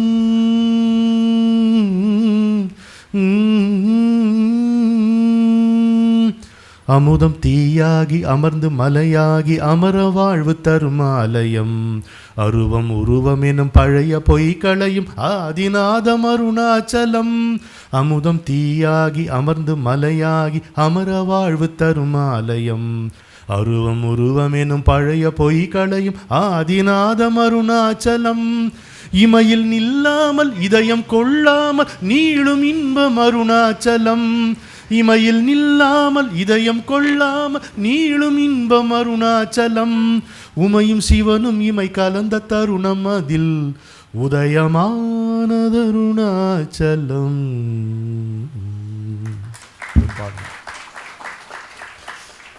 அவ்வளோதான். இன்னும் இதோ பாட்டு பாடினேன், இது மட்டும் ஞாபகம் இருக்குது. ரொம்ப ஒரு சந்தோஷம். அப்புறம் அவருக்கு சாப்பாடு வந்தது. சாப்பாடு யாரோ கொண்டு வந்து கொடுத்தாங்க. நான் இங்கிதமாக எழுந்துட்டேன். எப்போ ஒரு வாட்டி எனக்கு வரும் இங்கிதம்ங்கிறது. அன்றைக்கி இன்னும் அவருடைய நல்ல காலம் எனக்கு இங்கிதம் வந்தது. எழுந்துட்டேன். நான் போய்ட்டு சுவாமி ஆர் யூ ஷூர் அப்படின்னு கேட்டார். Yes Swami, no problem, you please eat shall I you have given me so much time அப்படின்னு சொல்லிட்டு I am sorry if I had trouble to you அப்படின்னு சொன்னேன். ஓடி வந்தாருங்க, கிட்ட ஓடி வந்தார். Trouble what are you saying சொல்லிட்டு முதுகில் போட்டு சாத்துன்னு சாத்திட்டார்.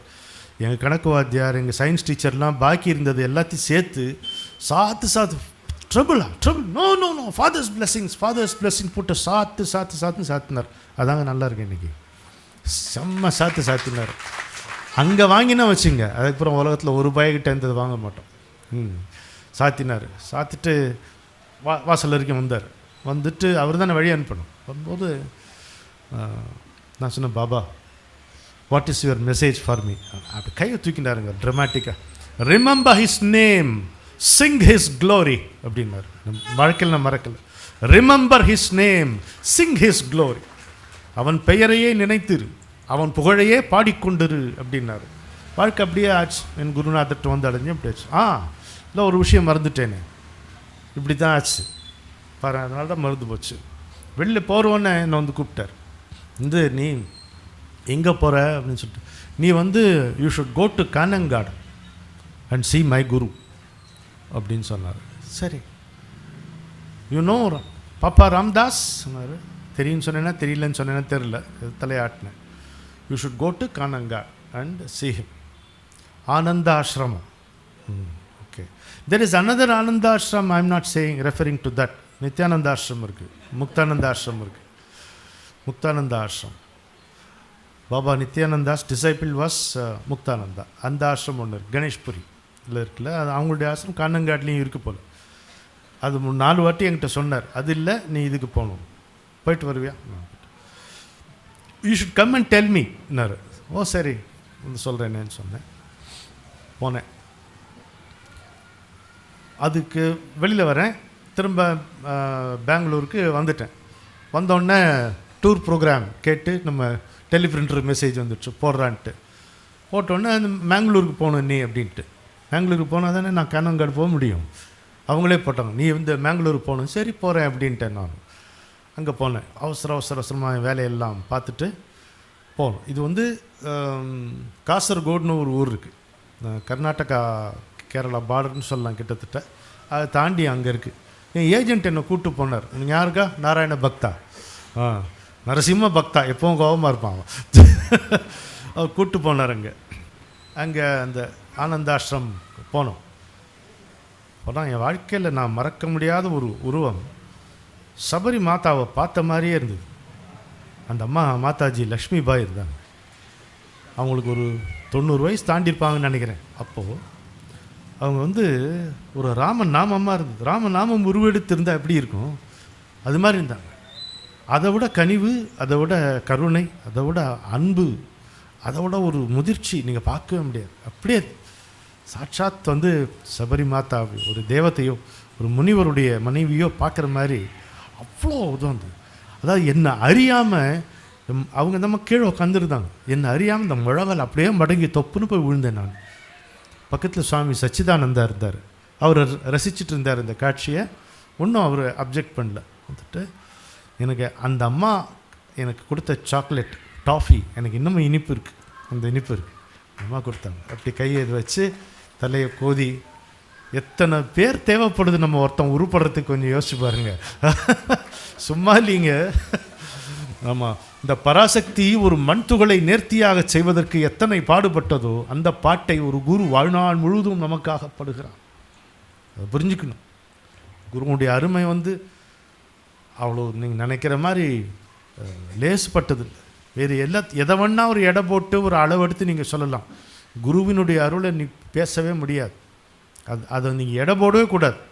தயவுசெய்து அவர் கிருஷ்ணர், அவர் தான் எனக்கு ராம இருந்துட்டு போட்டோம், அதெல்லாம் அவர் குரு, அவர் தான் ஓடம். ஒவ்வொரு நிமிடமும் அவரிடமிருந்து நாம் பெறுவது தான் பாடம். அவர் களைய களைய மேலும் மேலும் முளைத்து கொண்டே இருப்பது தான் நாம் போடும் வேடம். அவர் வந்ததே நமக்கு எதுவும் கொடுக்கல, களைவதற்காக வந்தவர். அதனால் இப்போது அங்கே போனோன்னா முதல்ல நீ சாப்பிடுனாங்க அந்த அம்மா. உடனே அந்த சுவாமி சச்சிதானந்தாவும் கையை பிடிச்சி இழுத்துட்டு போய் சாப்பாடு போட்டார். என்னென்ன அந்த நேரத்தில் டிஃபன். நான் அவ்வளோ பெரிய லட்டுவை அப்படி சாப்பிட்டது இல்லைங்க. நான் அவர் போட்ட உப்புமாவும் அந்த லட்டும் எனக்கு இன்னும் ஞாபகம் இருக்குது. கொதிக்க கொதிக்க போட்டாங்க. இவ்வளோ பெருசாக இருக்கேன்னு நினச்சேன். அவ்வளோதான். அப்புறம் காணாமல் போயிடுச்சு. நான் கொஞ்சம் போட்டிருந்தா கூட நல்லா இருக்குமென்ற மாதிரி ஆகிடுது. எப்படி பழக்கிறாங்க பார்த்தீங்களா நம்மளை.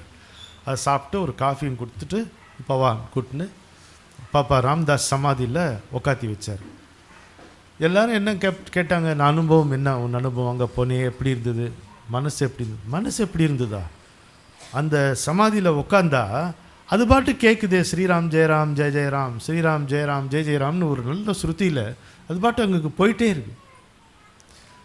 நாத சரீரன்ட்டு நம்ம இஷ்டமாக யாரையோ கூப்பிட்டுடுறோம். இதுக்கு பேர் தான் நாத சரீரம். இப்போது எனக்கு எந்த காட்சி ஞாபகம் வந்தது, யோகி ஜபமாலை இல்லாமலே இந்த கை இப்படி பண்ணிட்டு இருந்ததில்ல. அவர் என்ன மந்திரம் பண்ணுறாரு எனக்கு எப்படி தெரியும், ஆனால் கேட்டுது. அப்போ பொருத்தி பார்க்குறேன். அப்படி பண்ண ஸ்ரீராம் ஜெயராம் ஜெய ஜெயராம்ன்றது கேட்குது. ஏன்னா அதுக்கப்புறம் எங்கள் அம்மாவுக்கு அந்த ஸ்ரீராம் ஜெயராம் பாடி ஆடி காமிச்சார்ல. அப்புறம் இப்போ உங்கள்கிட்ட சொல்லும்போது உணர்றேனே தவிர, சுவாமி இது வரைக்கும் நான் உணர்ந்ததில்லை. அது இது மூணும் இப்படி இப்படி டேலி ஆகும், ஒரு அலைன்மெண்ட்டுக்கு இதுக்கு இருக்குன்னு தெரியாது. காரில் வரும்போது குமரேசனும் ராஜுவும் என்னை கூட்டிகிட்டு வந்தாங்க. அவள்கிட்ட சொல்கிறோம், என் குருநாதர்கிட்ட ஒரு வார்த்தை நான் சொன்னேன், குருஜி அன்னைக்கு you said something ultimately you are right அப்படின்னு.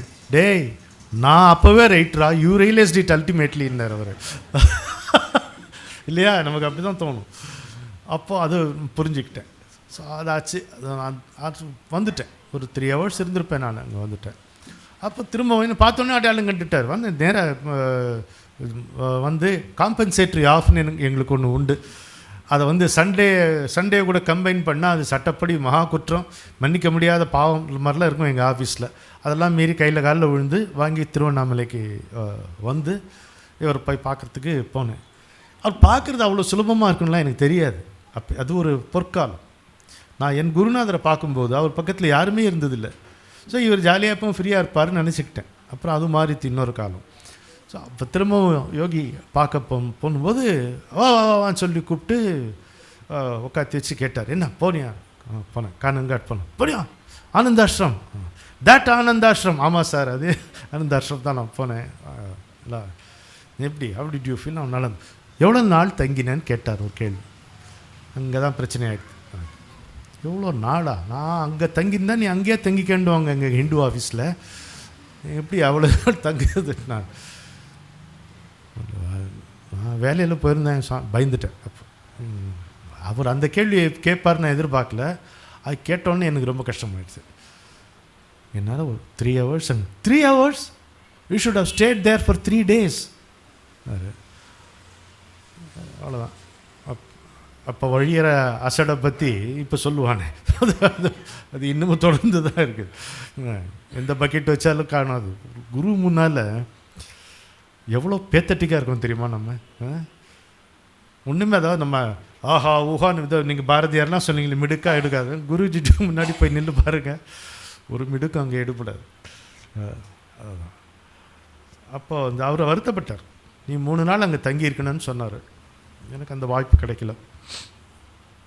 ஒருவேளை உங்களெல்லாம் சந்தித்த பிறகு உங்களில் யாராவது என்னை கூட்டின்னு போகலான்னு நீங்கள் நிச்சயம் கொண்டால் நான் என்னை தடுக்கவா முடியும்? அதெல்லாம் நீங்கள் கூட்டிகிட்டு போகலாம். அந்த மாதிரி இருந்தால் நல்லாயிருக்கும். ஸ்ரீராம் ஜெயராம் ஜெய ஜெயராம். அங்கே போயிட்டு ப்ரோக்ராம் எதுவும் வச்சுக்கூடாது. ஒரு குருக்கிட்ட போய் அஜெண்டா லிஸ்ட்டு ஃபாலோ அப், இது ஃபாலோ அப் வேறு. நம்ம வி ஆர் வெரி ப்ரொஃபஷ்னல்ஸ் இன்னும். அதனால் அதை ஃபாலோ அப் இல்லைங்க. ஒரு வாட்டி சொன்னோன்னா போதும். என் குருநாதர் சொல்வார், வந்து God is not like man, he does not require your reminders. ஒரு வாட்டி சொல்லிவிட்டு விட்டுருணும், அதுக்கப்புறம் அவர் நினச்சிப்பார். சரி, இப்படித்தான் நான் அவரை சந்தித்தேன், இந்த கதையும் சொல்லிட்டேன் பார்ட். நான் மனசில் எதுவும் வச்சுக்கிட்டு வரல, இப்படி பேசணும் அப்படி பேசணுன்ட்டு. இப்போது குரு வந்துட்டாருங்க. குரு வந்துட்டார், நம்மளை என்டர்டெயின் பண்ணுறாரு. என்ன தெரிஞ்சுக்கணும் அவர்கிட்ட? இத்தனை நாள் அலைச்சலாக இருந்தது, அப்புறம் தேடலாக இருந்தது, இப்போ என்னவா ஆயிருக்கு தெரியுமா? அது பயணமாயிருக்கு. அலைச்சலாக இருந்தது தேடலாக மாறி இப்பொழுது தான் அது பயணமாகிறது. அகப்பயணம் என்பது ஒரு குருவை சந்தித்த பிறகே மனிதனுக்கு ஏற்படுகிறது. அது வரைக்கும் புறப்பயணம்தான். அவன் புறத்தை தவிர வேறு எதையும் அறிந்ததில்லை. புறத்திலிருந்து அவனை தன்னோக்கி உள்முகமாக திருப்புகின்ற மிகப்பெரிய சேவையை முதலிலேயே செய்து விடுபவருக்கு பெயர் தான் குரு. இது ஒன்று. இரண்டாவது என்ன புரிந்து கொள்கிறோம் என்றால், நம்முடைய வாழ்க்கை அது 75 வயதோ 90 வயதோ 100 வயதோ இது ஒன்றா இருக்கட்டும், இந்த நெடிய வாழ்க்கையினுடைய எல்லா விதமான செய்கைகளையும் நீங்கள் திறம்பட செய்து முடிப்பதற்கு உங்களுக்கு ஒரு குரு வேண்டாம், தேவையில்லை. அதற்கு இறைவனோ அல்லது இயற்கையோ உங்களுக்கு ஏற்கனவே கொடுத்திருக்கின்ற மதி போதும். Your intellect can take care of all the activities of your entire life. அப்புறம் எதுக்குடா குரு? ஆஹா, அங்கே தானே இருக்கார். இந்த இவ்வளவு சின்னஞ்சிறு ஆன்மா எவ்வளவு சின்னஞ்சிறுச்சு தெரியுமா? கட்டோபனிஷத்தில் வர்ணனையே வருகிறது. ஒரு அரிசி, அந்த அரிசியினுடைய முனை அளவு தான் இந்த ஜீவன் இருக்கிறது. அதில் அதுதான் ஜீவன். அங்குஷ்ட மாத்திர புருஷக அப்படின்னு சொல்கிறான். அதைத்தான் இன்ச் மேன் அப்பார் என்னுடைய குருநாதர். அது இன்ச் மேன் பார் எல்லாருக்கும் இருக்கிறது, எல்லாருக்கும் அப்படி தான் இருக்குது. இந்த கலரு ட்ரெஸ்ஸு இதெல்லாம் எதுவுமே அங்கே கிடையாது. அவ்வளோதான் இருக்கும். சின்ன எவ்வளோ இருக்குதுன்னு கேட்கட்டுமா? கட்டை விரல் அளவு. கட்டை விரல் எவ்வளோ கட்டை விரல் அளவுன்னா இந்த முதல் ரேகை வருது பாருங்கள், இந்த அளவு இதுதான் இருக்குது. இதை தயவுசெய்து புரிஞ்சுக்க. உங்களுக்கு இந்த செய்தி கட்டாயம் பயன்படும். ஏன்னா நீங்கள் you are fortunate to be in the fold of a guru. அதை முதல்ல புரிஞ்சுக்கங்க. ஹவு ஃபார்ச்சுனேட்னு புரிஞ்சுக்கங்க. என்ன செய்கிறார்ன்றதை சொல்கிறேன். குரு என்ன செய்கிறார் இது வரைக்கும் இருக்குது பாருங்கன்னா, இவ்வளோதான் அண்ணா. நம்ம எல்லாருமே உள்ள கட்டை விரல் தீப்பிழம்புன்னு வச்சுக்கோங்க. கட்டை விரல் அளவு தீப்பிழம்பு இவ்வளோதான் இருக்கும். இதில் ஒரு புள்ளி இருக்குண்ணா, அதுவும் ஒளி தான். இது தேஜஸ் தான், அதுவும் தேஜஸ் தான், ஒளி புள்ளி. இதை ஜீவாத்மா என்றும் அதை பரமாத்மா என்றும் குறிப்பிடுகிற கட்சி ஒன்று உண்டு. இல்லை இரண்டுமே பரமாத்மா தான் என்று சொல்கிறவர்களும் உண்டு. பரமாத்மாவை சுற்றி வேறு எதுவும் இருக்க முடியாது, அதுவும் ஜீவாத்மா என்று கருதப்படுவதும் தன்னை உணராத அந்த ஒன்று தான் அப்படிங்கிற மாதிரி இப்படி இருக்கு. இவ்வளோ தான் அங்கே இருக்கிறது. இவர் என்ன செய்வார், குருவை இவர் பார்க்கும் பொழுது எப்படி இருக்கு, நீங்கள் சந்திச்சிருப்பீங்கன்னு நினைக்கிறேன். யோகியை சந்தித்தவங்களும் உண்டு இல்லை, அதாவது நல்ல தனிமையில் சந்திக்கக்கூடிய வாய்ப்பு கிடைத்தவர்களை சொல்கிறேன். அந்த ஊடுருவக்கூடிய பார்வை இருக்குது பாருங்கள், எப்படி இருக்கும்னா அது ஒரு பிரமாதமான ஒரு ஆடிட்டர், அவர் முன்னால் முட்டாள்தனமாக ஒரு ஃபைல் மாதிரி இருக்கும். ஒரு பெரிய ஆடிட்டர் நம்ம குருமூர்த்தி மாதிரி வச்சுங்களேன், குருமூர்த்தி மாதிரி ஒரு ஆடிட்டர், அதுக்கு முன்னால் ஒரு அழுக்கு ஃபைல் இருந்தால் எப்படி இருக்கும், அப்படி இருக்கும். ஆக்சுவலாக அவருக்கு பார்க்குறதுக்கு இதுவாகும். அவர் ஆனால் ஜட்ஜ் பண்ண மாட்டாங்க, சும்மா ஒரு நம்ம இவன் நம்ம ஆளுன்றது அவங்க தெரியும், இவன் நம்மை சேர்ந்தவன். இன்னும் வெளிப்படையாக சொல்லலாம், இது நம்ம ஆடு அவங்களுக்கு தெரியாது. சரி அப்படின்ட்டு அது பார்த்துக்கும், அப்படி பார்ப்பார். பார்த்தா ரைட் ஃபிக்ஸ் பண்ணுவார். எப்போ நம்முடைய முக்தி மேட்டர் இருக்குது பாருங்கள், அதானே அல்டிமேட் மேட்டர். அது அந்த தேதி முகூர்த்தம்லாம் முதல்ல ஃபிக்ஸ் பண்ணிட்டார். ஃபிக்ஸ் பண்ணிட்டு விட்டுருவார், அப்புறம் எப்படி வேணால் போய்க்கலாம். அதாவது இந்த ஆப்புன்னு சொல்லுவோம் இல்லையா, முளை அடிக்கிறது, அதில் கயிறை கட்டி அந்த கயிறினுடைய மறுமுனையை மாட்டினுடைய கழுத்தில் கட்டுவாங்க. அது சுற்றிட்டே இருக்கும். அது நினச்சிக்கு தான் சுதந்திரமாக இருக்கிறதா நினச்சிக்கும். ரொம்ப அதை தாண்டி போகும்போது கயிறு இப்படி இழுக்கும்போது அதுக்கு தெரியும், இது இன்னும் வேறு ஏதோ இருக்கே அப்படின்ட்டு. அப்புறம் வேறு வழியிலன்ட்டு யாரும் அக்கம் பக்கம் பார்க்கலேன்னு தெரிஞ்சுட்டு திரும்ப வந்துடும். இப்படி தான் அவரும். அதனால தான் எங்கள் அப்பா சொல்லுவார், பிவேர் ஆஃப் காடும்பர். இப்படி ஒரு வார்த்தை கேட்டிருக்கீங்களோ, ஆண்டவனிடம் ஜாகிரதையாக இருந்துவார். ஏன்பான்னு கேட்டான், அவன் வைக்கிற மாதிரி ஆப்பு வேறு எவனும் வைக்க மாட்டான்டா அப்படின்னு சொல்லிட்டு, that fellow has a strange sense of humour, அதனால் அவனிடம் கவனமாக இரு அப்படின்பார். ஸோ எப்போ எதுவும் மாறுன்றது தெரியாது. இந்த ஆப்பு அரைஞ்சு அங்கே கயிறு கட்டியிருக்கு, நம்ம கழுத்தில் கயிறு கட்டியிருக்கு. இதுதான் காட்ஸ் வில், அதுதான் ஃப்ரீ வில். புரிஞ்சுக்கு, ஃப்ரீ வில் என்பது மனிதனுடைய சுய இச்சை என்பது, அது இந்த கயிற்று அளவு, கயிற்று நீளம் தான். அது எப்போ இழுத்தாலும் அது வந்துடும். எவன் இழுத்தாலும் போயிடும், குரு இழுத்தாலும் திரும்பி வர வேண்டியது தான். நம்மெல்லாம் குருவினுடைய கொட்டில் இருக்கிறோங்கிறத மறந்து போக வேண்டாம், அந்த உணர்வோடு நம்ம இருப்போம். இது ரெண்டாவது. குரு வேறு என்ன செய்கிறார்னு ஒரு 2-3 கருத்து மட்டும் உங்களுக்கு சொல்லி அமைகிறேன். பசிக்குதுன்னு நினைக்கிறேன் பாவம் எல்லோரும். குரு செய்யக்கூடிய மிகப்பெரிய சேவை அப்படின்னா நமக்குள் இறங்கி நம்மை அவர் சுத்தப்படுத்துவது தான். ஸ்கேவஞ்சர் மாதிரி பணி செய்வாங்க தான், துப்புரவு தொழிலாளியாக அவர் பணி செய்வார். அது எப்படி செய்கிறார் அப்படின்னு கேட்டிங்கன்னா, இந்த கடற்கரை ஓரமாக நீங்கள் மணலை பறிச்சிங்கன்னா கொஞ்சம் மண் அள்ளி போட்டிங்கன்னா தண்ணி வரும், திரும்ப இன்னொரு இடத்துல கொஞ்சம் மண் அள்ளி போடுவாங்க. அது மாதிரி அவர் நமக்குள் இறங்கி, இந்த குழிக்குள் இறங்கி, நெஞ்ச குழிக்குள் இறங்கி, ஒரு காமம் என்பதை கையில் அள்ளி அப்படி தூக்கி போட்டால் அது மோகம் என்று இன்னொன்று வரும், லோபம் என்று இன்னொன்று வரும், மதம் என்று இன்னொன்று வரும், ஆச்சரியம் என்று இன்னொன்று வரும். நம்மால் அதை அள்ளி போட முடியாது, அவராத்தான் அதை அள்ளி போடுகிறார். இந்த வேலையை செய்பவர் குரு என்கின்ற உண்மையை நீங்கள் நினைவில் வைத்திருந்தால் தன்னை போல நம்முடைய நடத்தை மாறும். மற்றபடி ஒருவர் சொல்லி நீ அப்படி நில்லு இப்படி நிற்காதேன்னு சொல்லி மாற்றங்கள் யாருக்கும் வருவதில்லை. ஆனால் இதைத்தான் குரு நம்முள் இறங்கி செய்கிறார் என்பதை நாம் நினைவில் வைத்து கொண்டிருந்தோம். ஆனால் நம்முடைய நடை உடை பாவனைகள் எல்லாம் எப்படி இருக்கணுமோ அப்படி இருக்கும். இது ஒன்று பத்திரமாக வைத்துக்கொள்ளுங்கள். இன்னொன்று, நம்ம என்ன முயன்றாலும் இந்த முக்தி என்பது, ஆன்மீக விடுதலை என்பது நம் கையில் இல்லை என்பதை புரிந்து கொள்ளும் முடியாது. அப்போ சாதனை எல்லாம் சித்த சுத்திக்காக, சித்தத்தை சுத்தம் செய்வதற்காக. சித்தம் என்பது எது? இது உடம்பு. இந்த உடம்பில் பொருந்தி இருப்பது என்ன? புலன்கள். புலன்கள் வழியாக வெளி உலகத்தோடு தொடர்பு கொள்கிறது மனம். மனம் எதை விரும்புகிறது? அதுக்கு வாசனை பதிவுகள் இருக்கிறது. அதை தான் ப்ரீடிஸ்பொசிஷன்ஸ், டெண்டன்சிஸ் என்று சொல்கிறோம். அது எங்கே இருக்கிறது? அது இருக்கக்கூடிய தளத்துக்கு பேர் தான் சித்தம். அதுதான் பின்னால் இருக்கிறது. இந்த உடம்பு நாம் அல்ல, இந்த புலன்கள் நாம் அல்ல, இந்த மனம் நாம் அல்ல, ஆனால் அந்த சித்தம் நாம். சித்தத்துக்கு பின்னாலே ஒளிவிட்டு கொண்டிருக்கின்ற அந்த ஆன்மா, இப்போ நான் குறிப்பிட்டேனே அந்த ஆன்மா, அது நாம். இந்த ஆன்மாவும் சித்தமும் ஒன்றா இரண்டா என்றால் இரண்டு போல் தெரிகின்ற ஒன்று. எப்படி? விளக்கும் அதன் வெளிச்சமும் போல. ஒன்றா ரெண்டா? ஒரு நல்ல தம்பதியை பார்க்கும்பொழுது, நல்ல மனமொருமித்த கணவன் மனைவியை பார்க்கும்போது குருநாதர் சொல்வார், they are not 2 in 1, they are 1 in 2. அந்த ஒரு அந்யோன்யம் பார்ப்பார். They are not 2 in 1, they are 1 in 2. அது மாதிரி ஆன்மாவும் சித்தமும் ஒன்றுதான், ஆனால் பக்குவப்படாத நிலைமையிலே அவை வெவ்வேறாக தோன்றுகின்றன. இந்த சித்தத்தில் இருக்கிறதெல்லாம் வாசனை பதிவுகள். எப்படி இருக்குது வாசனை பதிவுகள் என்பது? ரோடு மேலே தானே ரோடு போடுறோம், போட்டு போட்டு போட்டு போட்டு எத்தனை பாலங்கள் இருக்கும், அதில் எத்தனை தளங்கள் இருக்கும்.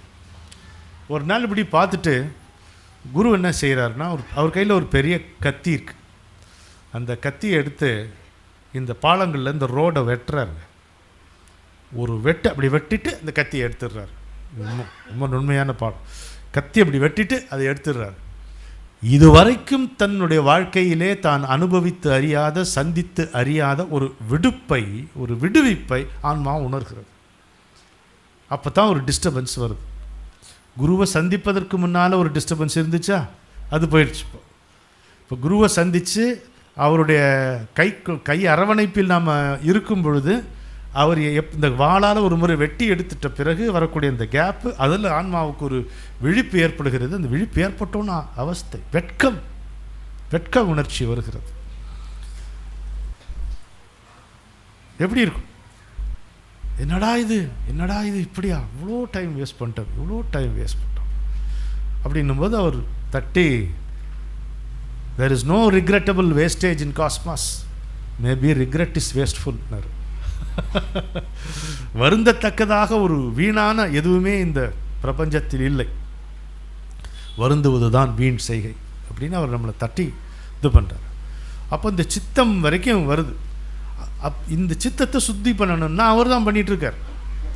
நம்முள் குரு இருக்கிறார், அதை நான் உணர்கிறேன் என்று எல்லாராலும் சொல்ல முடிகிறது. ஆனால் என்னுள் அவர் என்ன செய்கிறார் என்றால், உங்கள் உள்ளே உட்கார்ந்து கொண்டு குரு தான் சாதனை செய்கிறார். உங்களுக்கு அவர் ஒரு சாதனையை கற்பித்தார், அதை நீங்கள் செய்து கொண்டிருக்கிறீர்கள் என்று நம்ம நினைத்து கொண்டிருக்கிறோம். இல்லை, சாதனையை கற்பிக்கும் பொழுதே அதன் மூலம் அவர் உள்ளே நுழைகிறார், அவர்தான் அதை செய்கிறார். அவர் செய்தால்தான் அது லபிக்கும், அது பலிதமாகும், அது அவர் செய்கிறார். அதனால் இதையும் நம்ம உணர்ந்து கொண்டோமானால் ரொம்ப அற்புதமாக இருக்கு. அவர் உள்ள இருக்கிறார். இன்னொன்று மிக முக்கியமானது ஒன்று, இந்த குருவோடு வாழ்தல் என்பது அது அந்த ஒரு சின்ன டெக்னிக் தான், ஒரு மென்டல் ஆட்டிடியூட் தான். அதை புரிஞ்சுக்கிட்டோம்னா நல்லாயிருக்கும். இப்போது நம்முடைய வாழ்க்கையினுடைய எல்லா செய்கைகளையும் நடத்துவதற்கு குரு தேவையில்லை, அதை நம் மதிநுட்பத்தாலேயே நடத்தி கொள்ளலாம். அப்படி அதை நான் புரிந்து கொண்டேனோ இல்லையோ, ஆனால் குரு வந்துட்டார். இப்போ நான் என்ன அவர் எதிரே உட்காந்துருக்கேன், இல்லை காட்டில் தபஸ் பண்ணிக்கிட்டா இருக்கேன், இல்லை, நான் பாட்டுக்கு என் வேலையை பார்த்துட்ருக்கேன், அவர் வேலைக்கு போன்றாரு, செஞ்சிட்ருக்கேன். இப்போ என்ன செய்ய? 2 கேள்வி வரும். அவரை வச்சுக்கிட்டு என்ன செய்ய, இதை வச்சுக்கிட்டு என்ன செய்ய? ரெண்டுமே நெருக்கடி தான் நமக்கு. பதில் அவரே தான் தரார். உன்னுடைய வாழ்க்கையினுடைய எல்லா நிகழ்ச்சிகளிலும் அவரை ஒரு கதாபாத்திரமாக மாற்றிக்கும், அவரை ஈடுபடுத்து. Make him participate in every action of your life, in your life. இது நீங்கள் செய்து பாருங்கள், நீங்கள் செஞ்சுருப்பீங்க, முறையாக செஞ்சு பாருங்கள், தினந்தோறும் செய்து பாருங்கள், வாழ்க்கையே மாறிப்போம். காஃபி குடிக்கிறதுல கம் லெட்ஸ் ஹேவ் காஃபின்னு அவரை நான் கூப்பிடுவேன், வருவார், காஃபி குடிப்போம். அவரை கூப்பிட்டுட்டு சாப்பிடும்போது சாப்பாட்டில் குறை சொல்ல வருமா? நான் சாப்பிடும்போது அவர் கூப்பிடுவேன், குருஜி வாங்க சாப்பிட்லாம் அப்படின்னு கூப்பிடுவேன், அவ்வளோதான். குருவே தாங்க அதெல்லாம் வேணாம், அந்த சீரியஸாக மூஞ்சியெல்லாம் வச்சுக்கிட்டு அதில் எதுவுமே வேணாம், சாதாரண இயல்பாக இருக்கலாம். குருஜி வாங்க சாப்பிட்லாம். சாப்பிடும்போது எங்கே நிறுத்தணுங்கிறது அவரே காமிச்சிடுறாரு. முந்தி எவ்வளோ முயற்சி பண்ணால் இந்த நிறுத்துறது மட்டும் வராது லேஸில், இப்போ அதெல்லாம் அவரே பண்ணிடுறாரு, எந்த அச்சமும் இல்லை. எதுவாக இருந்தாலும் குளிக்கும்போது அப்படி தான். ஏன்னா அவர் உயிரோடு அவர் சரீரத்தில் இருக்கும்போதே என்னை கேட்டார். ஒரு வைசாக் ரயில்வே ஸ்டேஷனில் நடந்து போயிட்டுருக்கேன், எங்கிட்ட மட்டும் தமிழில் பேசுவார். என்னப்பா லைஃப் எப்படி இருக்குது அப்படின்னு கேட்டார். ரொம்ப நல்லாயிருக்கு. ஜாமுன்னு இருக்கா அப்படின்னு கேட்டார் தமிழில்.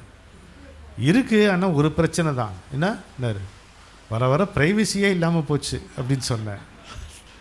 சிரித்தார், வயிற்றில் அப்படி குத்தி சிரித்தார். அப்போ ஒரு வார்த்தை சொன்னார் பாக்யா, மறக்கவே மாட்டேன்.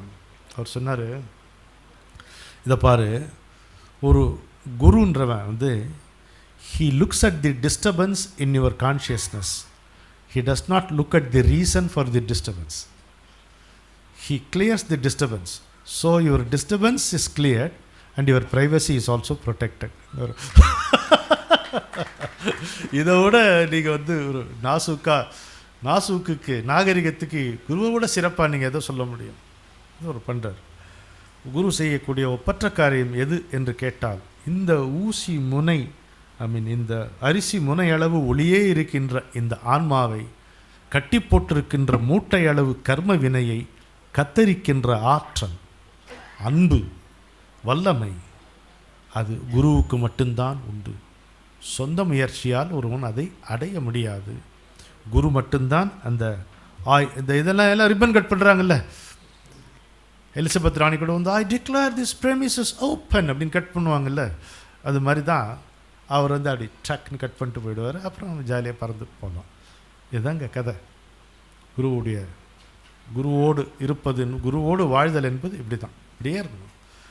இப்போது கிருஷ்ணரிடம் கிருஷ்ணம் வந்தே ஜகத்குரும் என்று கொண்டாடுவோம். 3 உலகங்களுக்கும் அவன் குரு என்று. அதனோட பொருள் என்ன? ஜகத் இருக்கும் வரைக்கும் இருக்கக்கூடியவன் தான் குரு.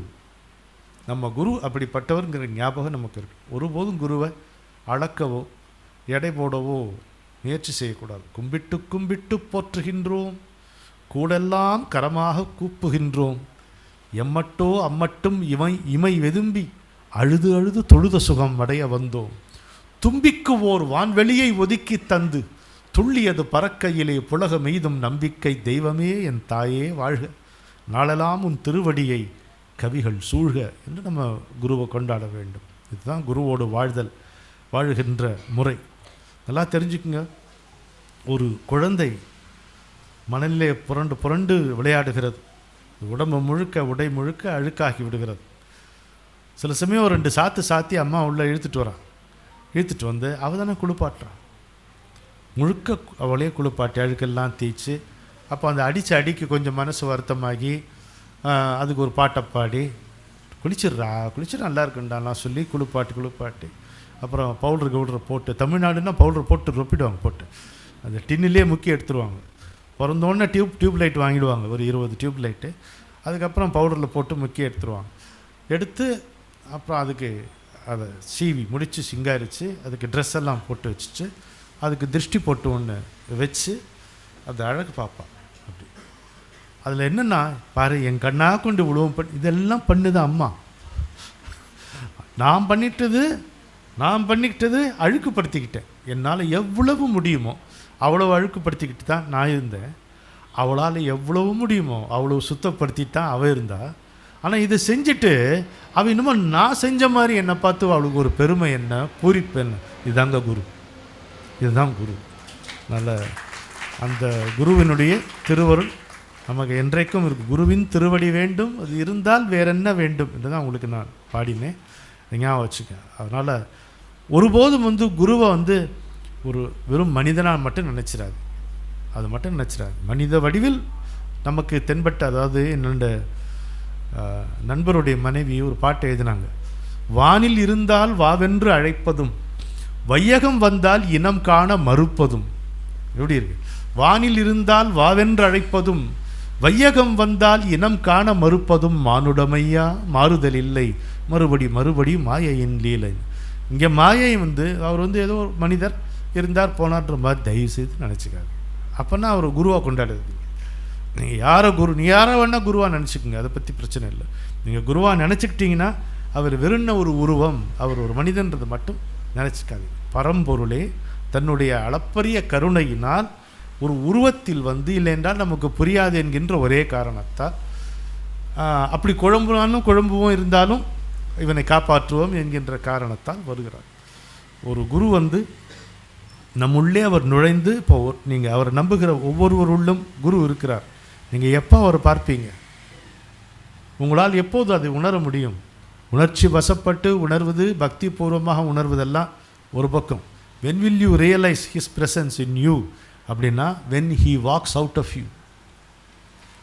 அது என்ன வாக்ஸ் அவுட், அப்புறம் எதுக்கு உள்ளே இருக்கு? இல்லை, உள்ளே வந்து உன்னை கனியை வச்சு முதிர வச்சு பக்குவப்படுத்தி நீதான் இறைவன் என்பதை நிலைநிறுத்தி அதையும் நம்மை உணர வைக்கின்ற தருணம். அப்படி வெளியில் வந்து அப்படி சிரிச்சிட்டு போவார் ஒரு பை பை சொல்லி. அப்போ தான் இந்த குருவுடைய அருமை நமக்கு புரியும். குருவினுடைய அருமை நமக்கு புரிகின்ற தருணம் அவர் கை காட்டி அப்படி மறைந்து செல்வார் என்பதையும் மனத்தில் கொண்டு எப்போதும் 24 மணி நேரம்தான் முழித்திருக்கும் போதெல்லாம் இந்த சாதனையை குருவோடு வாழ்கின்ற இதை நம்ம பழகி கொண்டோமானால் நம்முடைய கனவுகளிலும் அதுதான் வரும். எது நினைப்பில் ஆழமாக வேரூன்றி இருக்கிறதோ அதுதான் கனவிலும் வரும் என்று சொல்லி மீண்டும் ஒரு முறை இவ்வளவு பொறுமையாக நீங்கள் இந்த எளியனுடைய மழலை பேச்சை, இந்த பிதற்றலையெல்லாம் பொருட்படுத்தாமல் கேட்டதுக்கு என்னுடைய மனமார்ந்த நன்றியையும் நல்வாழ்த்தையும் தெரிவித்துக் கொள்கிறேன்.